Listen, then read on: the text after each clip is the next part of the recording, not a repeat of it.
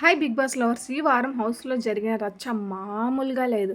Enter అయిన కొత్త contestants దివ్యల, Madhuri ఇంటి సభ్యుల మధ్య చిచ్చు పెట్టి గందరగోళం సృష్టించింది.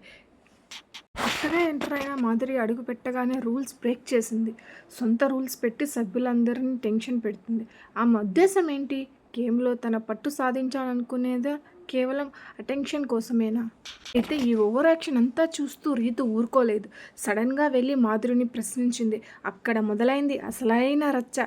ఒకరికొకరు మాటలతో దూషించుకున్నారు. మీరేమనుకుంటున్నారు అని రీతు ప్రశ్నించింది మాధురి గారిని. ఇన్ని గొడవలకి తోడు కెప్టెన్సీ టాస్క్ ఒత్తిడి కూడా జతకలిసింది. మాధురి ఆట తీరుపై మీ అభిప్రాయం ఏందో కామెంట్ చేయండి.